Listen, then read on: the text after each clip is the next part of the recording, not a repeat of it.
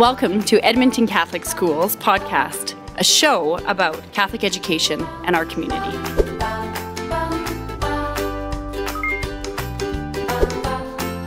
Episode 0, Father Catfish. Hello, I'll be your guest host for today. My name's Heather Kaup. I feel very honored to be here for this podcast about a dear friend, Father Catfish. I apologize ahead of time if I refer to him as Catty.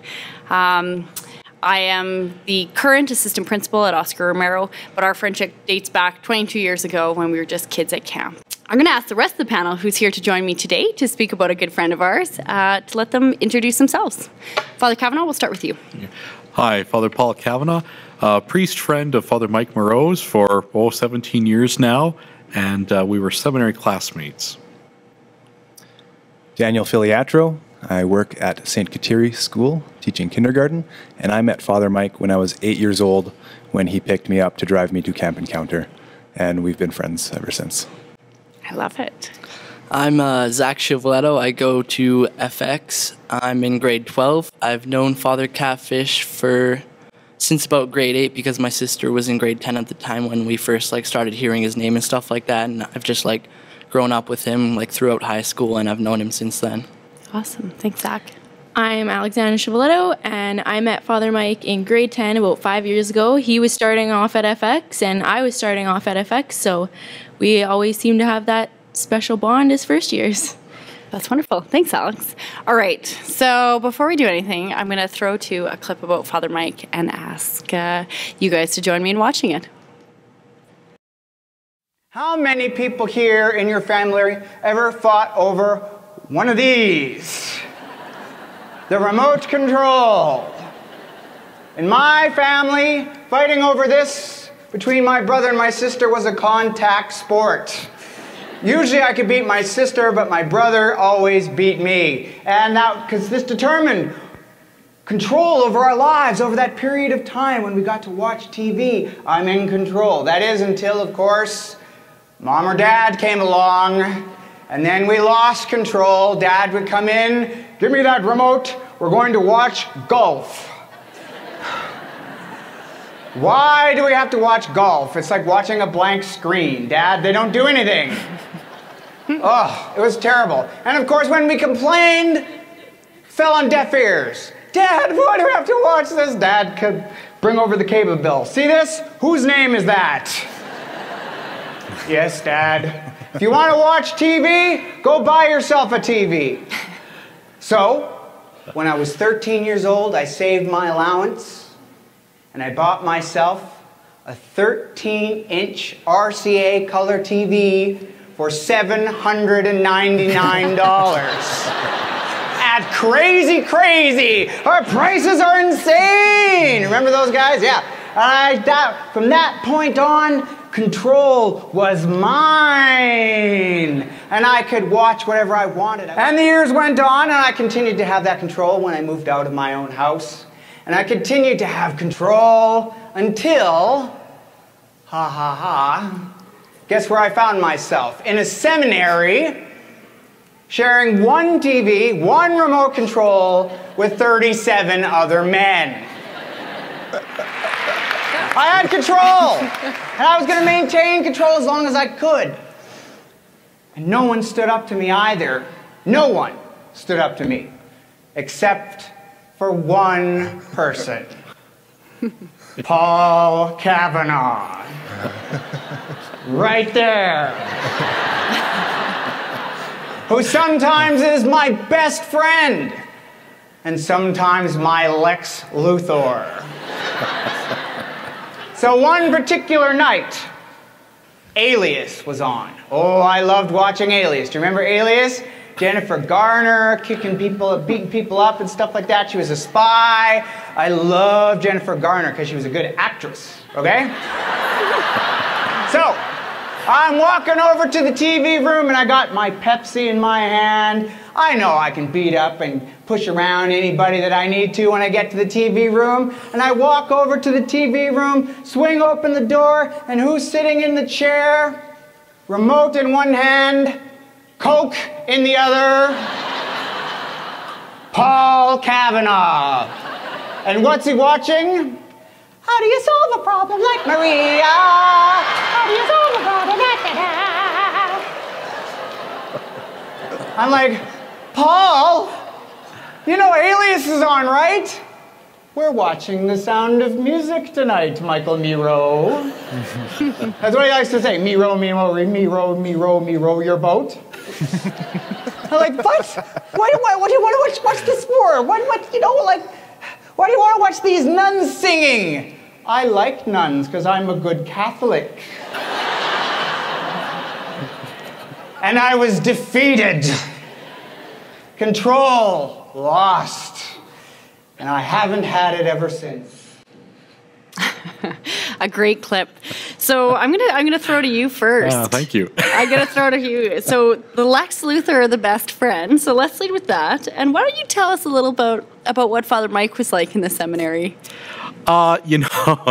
My first experience of Father Mike in the seminary was our first day, and sitting in a group of about 20 or 30 seminarians in our formation team. There's this guy with a ponytail, and I thought, oh my God, the guy has a ponytail. This is going to be a great year. Little did I know that we were going to be studying together. We didn't really know each other. But from that day, we became very fast friends. If opposites attract, Father Mike and I attracted, I think, because he loved math. I didn't know anything about math. I loved liturgy. He still doesn't know anything about liturgy. And from that day, we just kind of really hit it off. We really did. That's awesome. And I guess I'm going to throw this one, Daniel, to you, but then I'm going to give it to the rest of the panel. For you guys, when you see something, what is it that you see that makes you think instantly of Father Catfish or Father Mike? Something that you're going to see. When you see it, you laugh. And I'll start with for me before I guess I put you guys on the spot. But it's funny because I have two little boys, and whenever I put them into anything with Superman on it, I think a Superman shirt and a red hoodie will forever. It doesn't matter who's wearing it on the street, but I will think of Father Mike. So, Daniel, how about you? I guess the first thing would be it's pretty iconic. Anything with Superman for sure, but also Batman. He's a pretty big fan of Batman. I know he's got a big stack of Batman comics at his place, and also anything to do with Star Wars. He loves the mythology behind Star Wars, and so anytime I'm watching Star Wars or swinging around a lightsaber, I'm thinking of Father Mike. I love it. I love it. How about you, Alex? Definitely Star Wars. He would always throw that into his homilies for our school mass at FX. Also dinosaurs. He would always have a bag in his office, and so when we were walking by to kind of get us to come in and chat with him, he would, anybody want some dinosaurs? And we'd be in there, and there would be an hour conversation talking about whatever was going on in life. And so dinosaurs, now every time I eat them, I think of him. That's awesome. Zach? I'd say probably the biggest one would be Star Wars. Like, when I was a little kid, I grew up, like, watching Star Wars, like, literally every day of my life. It was, like, my life, basically. And, like, knowing that he, like, shared that passion for Star Wars was, like, pretty amazing. And now whenever I think about it or see it or anything involving Star Wars, it just automatically makes me think about him. That's awesome. I just thought of another one, Heather. Yeah, for sure. When I first went to camp as an 8-year-old boy, Spirits was the least fun out of all of the program areas, and so the way that Father Mike engaged us in coming was by having a bowl of M&Ms, and that Spirits was good, and he would kind of con the kids to first participate into his sessions with M&Ms, and that became kind of iconic too with Catfish at camp. For sure. He had M&Ms all the time. For sure. How about you? Anything left? Pepsi. Pepsi. There was a time I thought that Father Mike owned shares in the Pepsi company. He would drink Pepsi, I would drink Coke, and the war was always on. But whenever I drink a Pepsi, Father Mike always comes into my mind. I love it. So candy and comics seems to be the trend for Father Catfish. All right, I'm going to let us throw to another clip here. I don't think this whole remote control thing is a very good metaphor for God at all to begin with. Instead, I'm going to give you a different metaphor for how I think God deals with this stuff. And if I'm wrong, well, I'm sure I'll hear about it very shortly, okay? All right, this is what I think. I think God is kind of like a band teacher. Oh, how do you like that, band teachers, eh? Band teachers are out there saying, "What? I can't hear you!"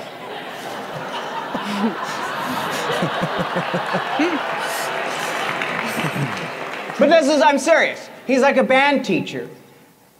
But he's composing and conducting at the same time. He's up there with his baton, and he's composing at the same time, because he can do that, because he's God.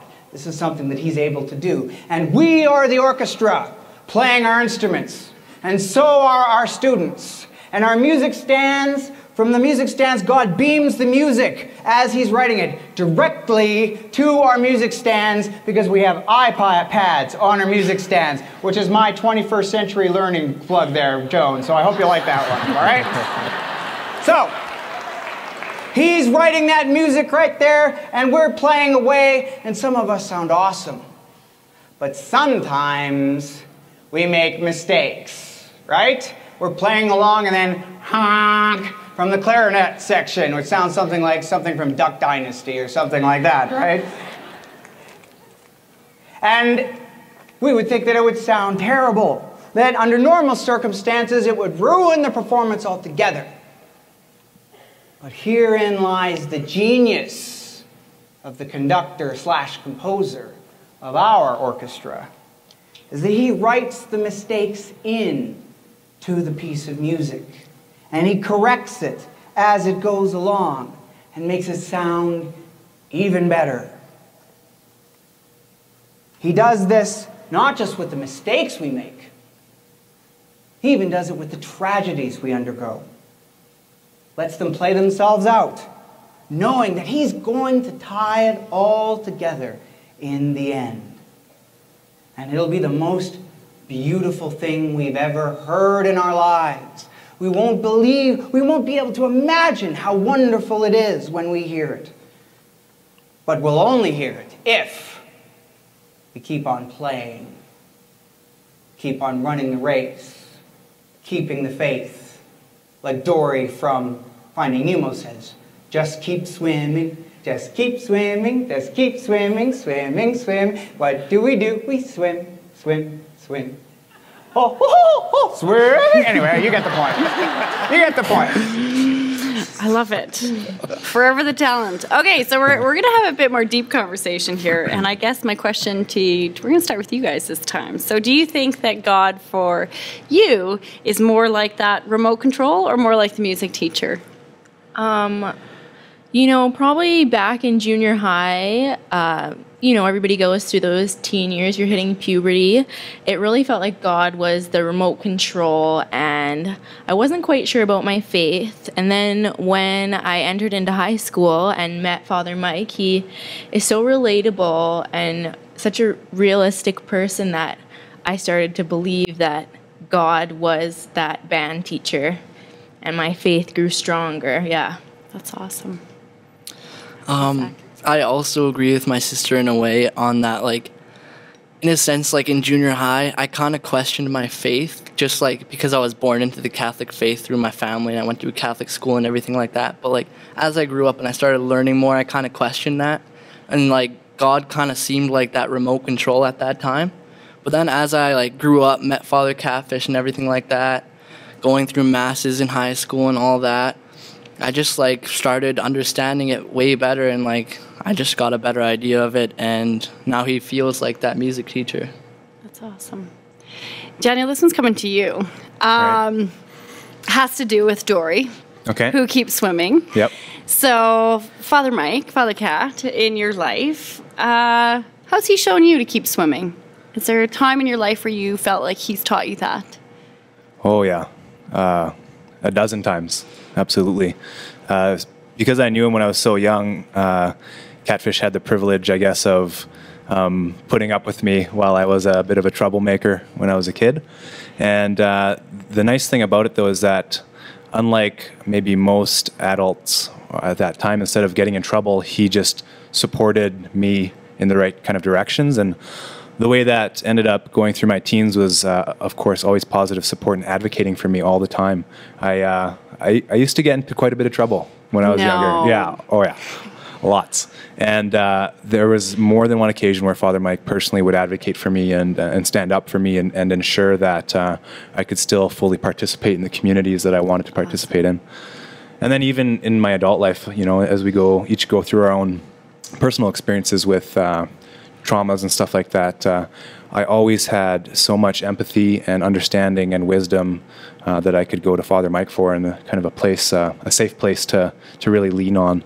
So, yeah, he's definitely been a just keep swimming kind of person in my life for sure. Just like a little catfish, but not like Dory, like a catfish. So fitting. Well, that leads in well. Father Catfish, Father Mike Miro. So what's in his name?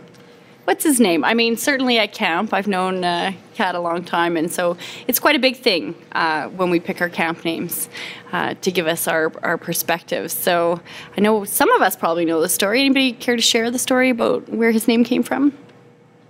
Oh. Do you know the story? Yeah, I can do it. Okay, why don't you take that one? Well, Father Mike had a best friend growing up, and they were kind of friends because they were both, let's say, the outcasts or the nerds of their group, and they became good friends. And I believe either him or his friend had a fish tank with fish in it, and they made superheroes and drew comics out of the fish, and gave them names and powers, and I believe he was one of them in his comics books. And so when he came to choose his name, I think that's the story. I mean, correct me if I'm wrong. Yeah.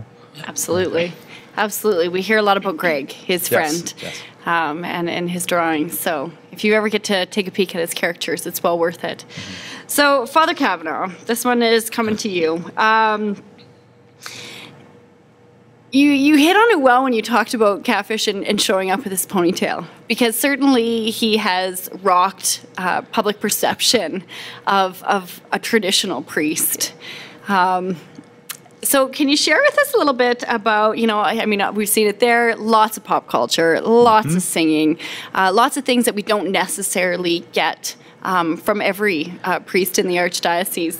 So from your point of view, how was that received with other priests in the Archdiocese? And has he challenged people to incorporate some of that in their own ministry? Sure. I think he challenged probably a lot of our priests, myself included. You know, just when we first started in the seminary, I think it was all very new. He's a great academic, and he had a great gift for being able to take something theological and synthesize that so that people could understand it. And I know that for myself, probably a lot of my brother priests now, that wasn't always our greatest gift. So I think it took a lot for us to learn how to adapt sometimes. I even just think his whole perception of social media. He got me on Twitter. He got me on all sorts of stuff that I still don't know how to work. I don't know how to work an iPhone, and he just sits there and does all these things. But whatever it was, he just had a great perception about how to give a message in such a clear and easy understandable way that I think for myself and I think really a whole generation of priests now, we've sometimes had to reevaluate how is it we give this message, you know, that God loves us, that God is love. Absolutely. Absolutely. Zach, how about you? I mean, certainly we have chaplains in schools, and I would say to get a priest as a chaplain and then to get him, you kind of won the lottery in a lot of ways. So how do you think students receive, you know, you hear what Father Cavanaugh is saying, but how is that then taken when he's using social media? Personally, I think that, like, a lot of students love it. Like, he can relate to our generation, and it just makes, like, masses and presentations and celebrations so much more fun. And it's just a great time. Like, he'll, like, introduce a lot of pop culture, bring in a lot of social media information and stuff like that, and he just, like, turns it into a whole different experience. Mm-hmm. Absolutely. Daniel, do you think Father Catfish has shaped you as an educator? As an educator, fellow educator in our system, how has he shaped you? Well, I think that the way I've been shaped is through watching him, experiencing kind of him firsthand, seeing how he interacts with people. I've kind of tried to mimic that or adopt that in my practice. I know, like, at Camp Encounter, he kind of taught me how to play guitar at first. And so singing the Our Father is a big thing out there. It's the way we end our day all the time. And right now trying to teach that to kindergarten kids, sing the Our Father. And so there's direct applications, but there's also like the honesty. Working sometimes with the high school kids that I've worked with, there's touchy subjects and they're intense subjects, and it's hard because a lot of the students are living through them at that exact moment.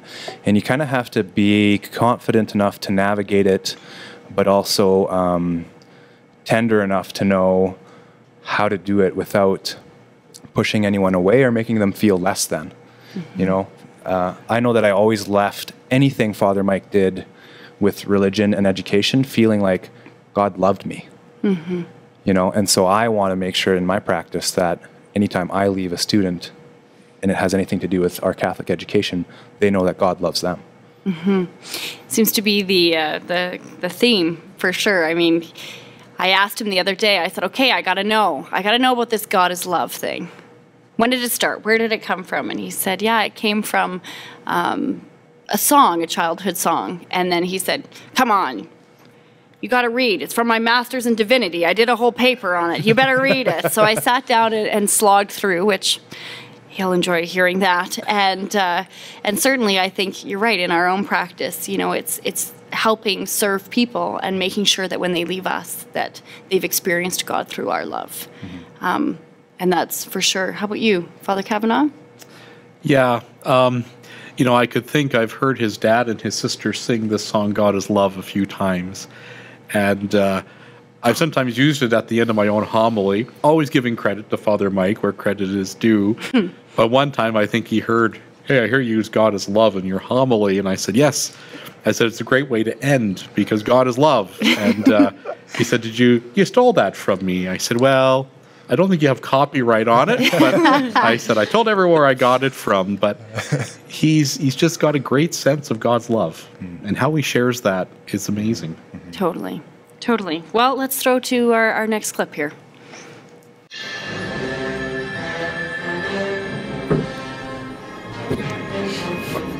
Hey everyone, Moses here. Peace. You may remember me from such features as the Ten Commandments, the Prince of Egypt, the Book of Exodus, the Ten Commandments, Moses, Transfiguration, and the Ten Commandments. I am here today to talk to you about the Ten Commandments. Yeah, but why the Ten Commandments?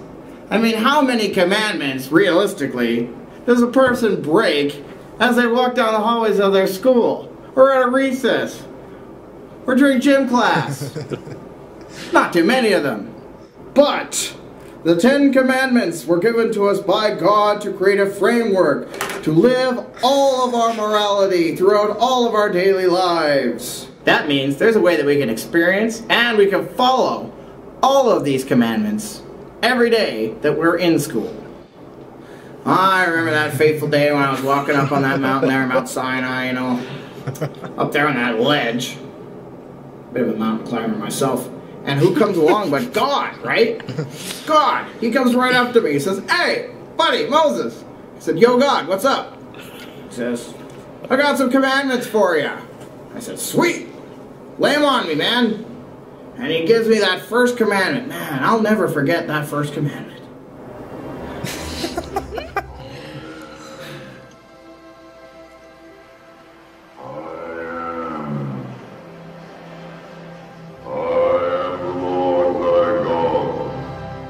And that was it.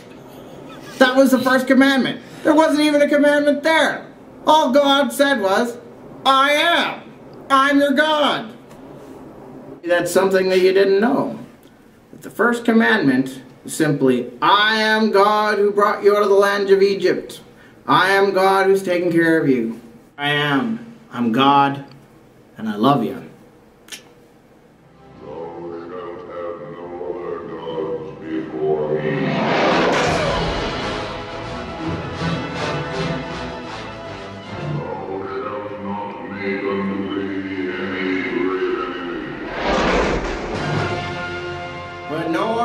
before me, God told me. It means we put God first. In our schools, in our sports, in our daily lives. Nothing's supposed to come before our relationship with God. iPods, basketball game, hot girl, diploma exams, shopping, going to work, PS3, Facebook, hot girl. There's nothing wrong with any of these, but none of them should come before God. So I'm going to get you guys to give us a little bit of insight about St. FX, and obviously he uses a ton of media. We know that he's really populated his site that a lot of religion teachers use. So kind of what's your guys' experience with how teachers have used his website in their classes? I know around Thanksgiving, Father Mike would make videos, and we would always have, I think, like 20 minutes in everybody's class, and we would all watch his video, and they were all very much like that, very enthusiastic. He's a performer. Yeah, absolutely. So, and yeah, everybody loved watching them. It wasn't like you were watching someone recite something off of a piece of paper. You knew that his videos came from his heart and that he wanted everybody to learn something from them. And we all know his website and his YouTube link, or whatever you want to call feed, it. Absolutely. Yeah, and I have looked at his YouTube feed so many times daily. I've watched all his videos, and I'm sure every other child at FX has, because they're so interesting. And a lot of his questions are tough questions, and he answers them as best he can. And he takes a lot of questions that students ask him and puts them into the videos. So that's also really nice for kids to feel like, wow, he is actually listening to something I have to say. For sure. I find when I watch him and he gives a list of, all the other things that should take place, you think, oh, geez, he's talking to me, one of those people. Yeah. So I'm going to direct this to everybody, a little bit lighter of a question. I want to know where this panel stands on ponytail versus no ponytail. So, Father Cavanaugh. I was all for the no ponytail. As much as I love his ponytail, I think he looks younger without his ponytail. Nice. Daniel? I'm for it. I love that he's a rebel that way. I think it's part of his image, and it works. Nice. I really like the ponytail. He because of the ponytail, he actually reminds me a lot of my great uncle, because he also has a ponytail, and they almost look very similar in the face too. So I really like it when he had it. I just remember grade 10, first day mass.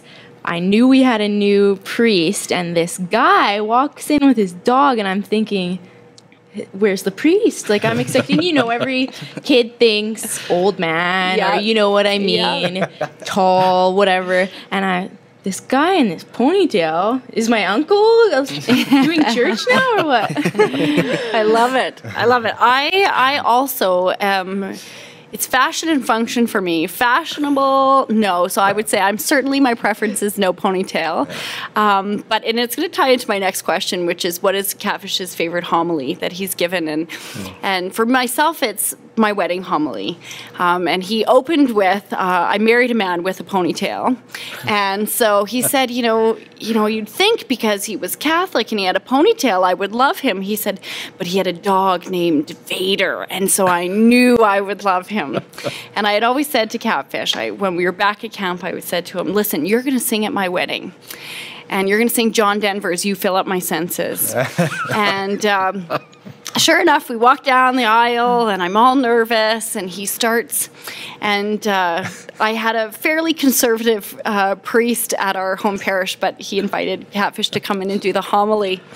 And true to form, he pulled out his guitar, and he sang our homily and wove together probably, maybe 10 songs, including Beyonce's If You Like It, Then You Better Put a Ring on It, and sang to the entire congregation. So that would by far be my favorite homily, but certainly I have some bias. So anybody feel prepared to answer that question? Favorite homily? I'll go first. Yeah. My favorite homily would have to be the one he talks about fear. I know he's done a specific homily on it in a couple other different videos, but he talks about fear, and he related it to fear as kind of being the source of all evil. And I just remember, like, when I was a young man and anxious about the world and had that angst, like, it really helped me to just reflect and look at how is fear affecting my everyday decisions and how I think. Is the choice I'm about to make based on a fear or an anxiety? And it really gave me the space to be able to kind of like be more calm, you know. And it kind of reminds me of even that Bible story of finding God in the calm, you know, in the cave. It's not in the tornadoes, it's not in the firestorms, it's in the cave, it's in the quietness. And I think that calm really helped me over the years to kind of be able to listen and be quiet. So that's my favorite homily, is the one on fear. Awesome. Boy, there's been a few. Just because in the earlier clip I got in one. But I think my favorite homily of his was, we were just going to be ordained about 2 or 3 weeks from this time. A movie came out in 2002 called A Walk to Remember with Shane West and Mandy Moore. And she was a young girl dying of leukemia. And for whatever reason, Father Mike thought, boy, this is sort of a very touching movie, and sort of had tears running down his eyes, thinking to himself, I wonder what Paul's thinking, because he's very cold-hearted. But when he turned and looked at me, I was like blubbering like a baby. And I think for a moment he stared at me, but then he started to laugh, which was probably classic. I think we've laughed a lot about that since. But he had a real way in that homily, and actually, I must say, it got the most hits on his webpage by like 900 hits. It wasn't me that kept clicking on it to watch it. But he had a way of just seeing humanity. And even at that moment, my particular humanity. But that homily, that really touched me. He just had such a great gift there of just seeing people as they are. And I love that about him. Totally. That's good. Well, I know there's been a lot of great homilies since I've like been around Father Catfish and going to FX, but it's hard to narrow it down just to one. Like, I couldn't just off the top of my head just say one. That's cool. That's all right. His homilies were always good. He would always throw in a play and include the students, and that was hilarious. He had like his little masks and stuff for everyone.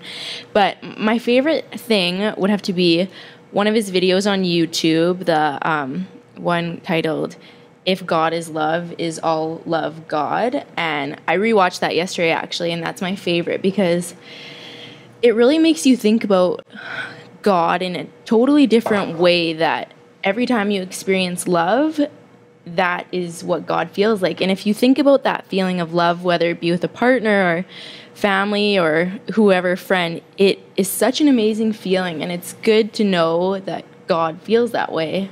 Yeah. Awesome. Thanks. Okay, let's throw to another. Do we have to go to church every Sunday? Yep. But why? Why isn't once a year good enough? Especially when church is so boring.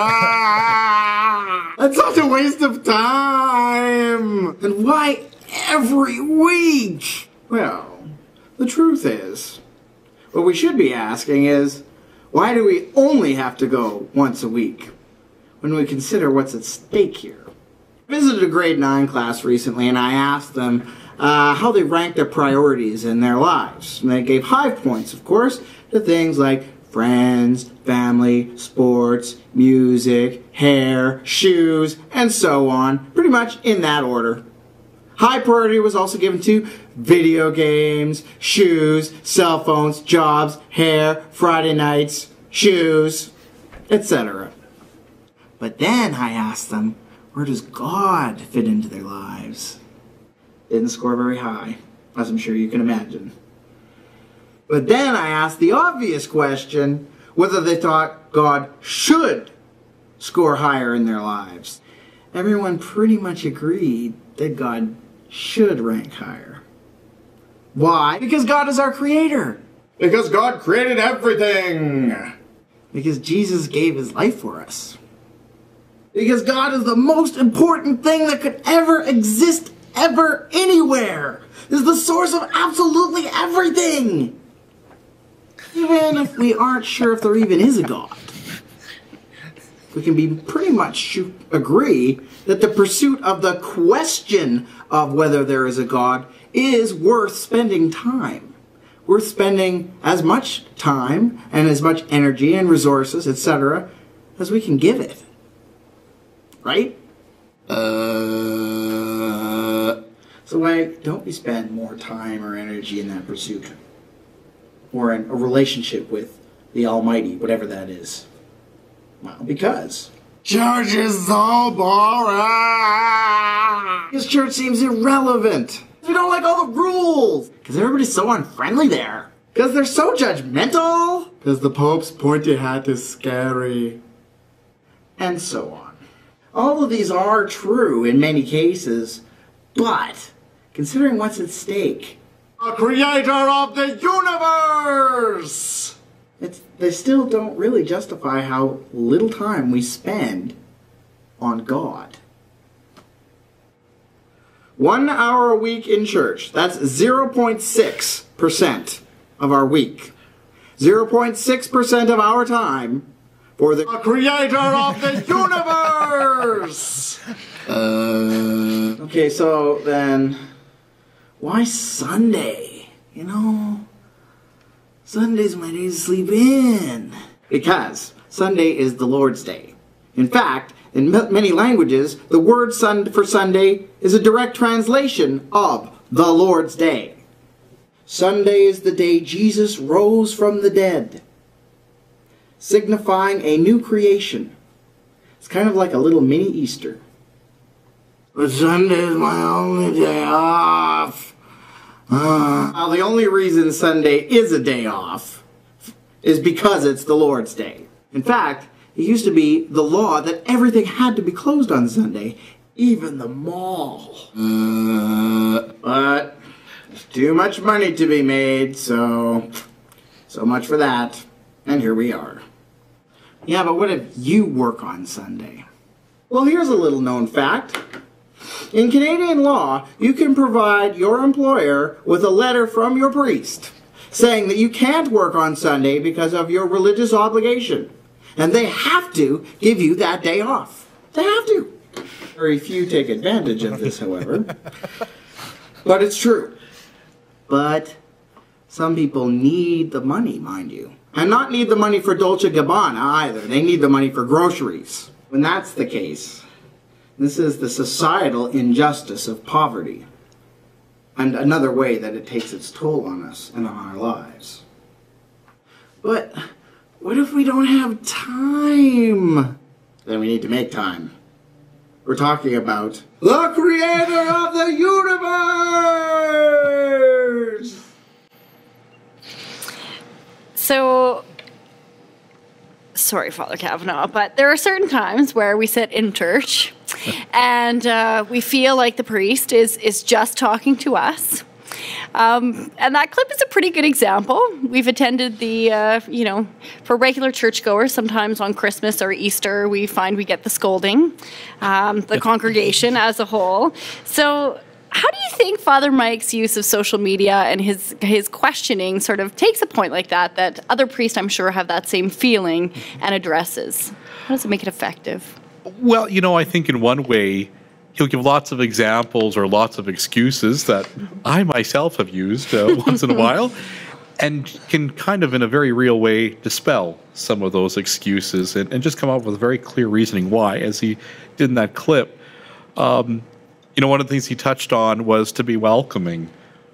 I try to do that every day in my own life because I never know when I meet somebody where they're at or what's going on. We probably make a very quick judgment on what we can do for a person without really knowing their own issues or problems that they're coming to us for.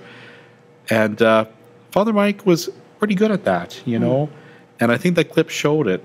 And I think for myself, being welcoming or trying to be a little bit more dynamic in my preaching or whatever the case may be, that's something I need to do. Because whether I'm talking to 1,000 people or someone thinks I'm talking to them, I'm going to hit each person in a different way. For sure. And I think that really says a lot, hopefully, about what I can do, but what they can take from what I can give too. Absolutely. Funny stories. I mean, he makes us laugh. Yeah. He makes us all laugh all the time. Yeah. So do you have a funny catfish story that you'd be willing to share? Anybody?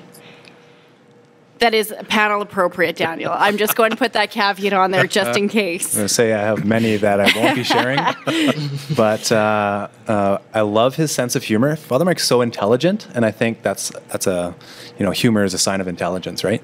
So he's so witty and he's sharp and he's intelligent. You can see him as he performs. He can grab things out of his hat. But I like pulling pranks on Father Mike, and so for me, Father Mike really makes me laugh when he's the victim of my pranks. One day at St. Michael's Parish, we were doing like a car wash fundraiser. I was the youth minister there at the time, and he was coming out of the church, and he had his Batman belt of gadgets. He has his PDA, like his phone, his little mini lightsaber, his pencil sharpener, all on his belt. He has all his things. And I basically asked the kids to go and hose him down.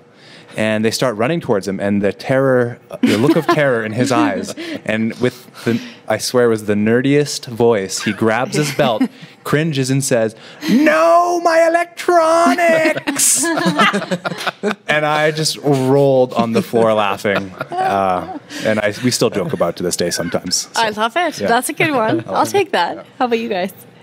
Oh, that's a tough question. I really like his sound effects for things like during our mass when we would do the plays, he would always do the sound effects for the cow or whoever it was, and they were just hilarious. The whole church of 1,000 kids would be laughing. He was just so funny in church, which you don't usually get with the priest. And sure. That's what I like, yeah. Yeah, I think definitely the funniest things that I ever experienced around him were during church when he would have skits with his homilies. Some of them were really funny because he would bring up students, volunteer students, and knowing them because we personally know those students, it just made it so much funnier, and he would make fun of people for fun, and just it was a really good time. Mm-hmm. I also liked when him and Nemo would sing in church. That was funny. Yes, absolutely. He's very good. And, I think he allows us to make fun of ourselves because he is the first one to make fun of himself. Yeah. And I think it ties back into what you're saying, Paul, about just his humanity. He's so humble, and he is the first to say, hey, listen, I'm a geek, I'm a nerd, whatever. And then he leads with that, and he just lets you just be. So, I would agree for sure. How about you, Paul? I think he is a great impersonator of people's voices. And I don't think, whenever he tells a story, I don't think there's ever a time that someone's voice doesn't come in. I can remember him in a meeting of priests sharing a story with Archbishop McNeil and a few of my brother priests, so I won't say their names. But he got their voice right on. You'd almost think it was them having this conversation, but the things they were saying were never things that they would say, but I thought, boy, I had tears in my eyes laughing so hard.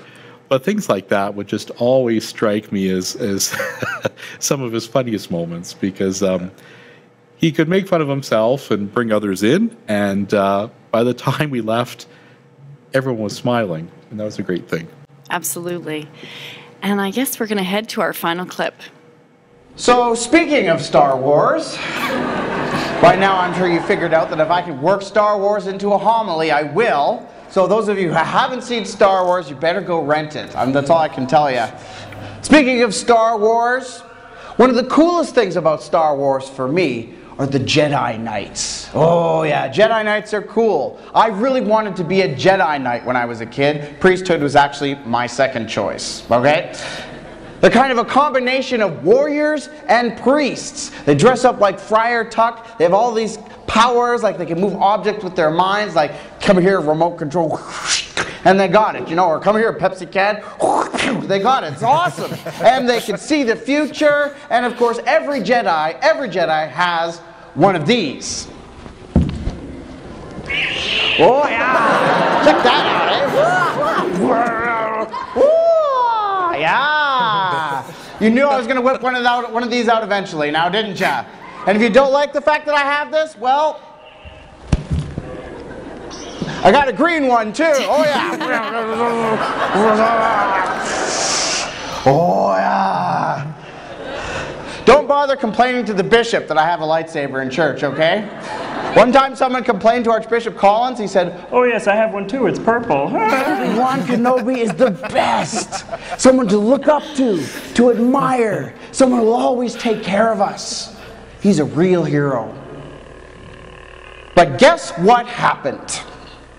2/3 of the way through that first movie, which is the fourth movie, of course, just as I was getting really attached to good old Ben Kenobi, ready for him to seriously kick some serious Imperial butt, you know what happens?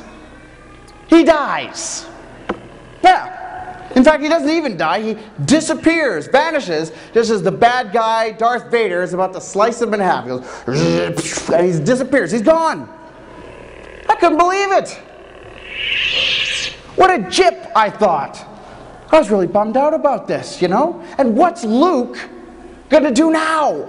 How is he going to handle this on his own? How is he going to be able to continue the adventure by himself? As it turns out, this is a pretty common pattern in a lot of literature and movies and stories, where the old wise mentor, halfway through the story, leaves. Whether it's Merlin with King Arthur, or Forrest Gump's mama, or Professor Xavier in the X-Men, or Dumbledore. Or, for that matter, Moses leaving Joshua, Elijah leaving Elisha, Samuel leaving David, leaving the young followers to go on their own. And of course, this is the same thing that we read in our true story today when Jesus ascended into heaven. So, most recently, Father Mike spoke to a group of teachers at Edmonton Catholic Schools. And when he did, he talked about going into this classroom and this little girl speaking to him. And he said to her about how he wanted to be a superhero. And she said, well, you are being a superhero. And the story continues. But I guess my question for the panel is this. How has he lived about his dream of becoming a superhero? How do you think he's lived about that dream? What are his superpowers? And for me, his ability to, you know, when we were at camp, and this is far too many years ago, he had an ability to see in a group of kids that one kid that was on the skirts. And that was his mission. He would hone in on that kid and make sure that he would bring that student or the kid into the campfire, make them participate. And by the end of the week, this little guy who would be all curled in and didn't want to talk to anybody or want to call home was the one participating and leading in games. He has this ability to bring out in the outcast that feeling of being recognized as special. And to me, that is one of his greatest superhero powers. So, how about you guys? That's exactly what I was actually thinking about, is he makes everybody feel individual and special. Even out of a school of 1,000 kids, he knows everybody's name, he knows your story, he knows what you're going through, and he's always there for you. And yeah, it doesn't matter who you are, he makes you feel very special. Awesome. Yeah, I definitely think he has many powers, like superpowers, like kind of to himself. One of them would be how, in a sense, he really makes you feel a lot more attached to God in a way that not a lot of other people can do. Like, I remember in religion class, one day he came into our class and he was talking about like science versus religion, and like back in grade 10 I was like, that was kind of a point where I was confused about my faith. And I remember that certain class was like a very important class to me, and that really like taught me about like faith and like how like believing in something is really important to you compared to like other things like science or whatever. And then another superpower that I think like he has as being his own hero is having the ability to make people laugh and stuff like that. That's just like insane. I don't know anybody else who can make other people laugh like that. Like, I remember when me and my sister went to go help move some books from his house to our school, actually. I just thought to myself, like, he could be a comedian, like, on, like, the Vegas Strip. Like, he's that smart. Awesome. Awesome. I've thought that so many times, actually, that Father Mike would be a really good comedian. I like to think that Father Mike has two main superpowers, and he has definitely and absolutely lived his dream of becoming a superhero.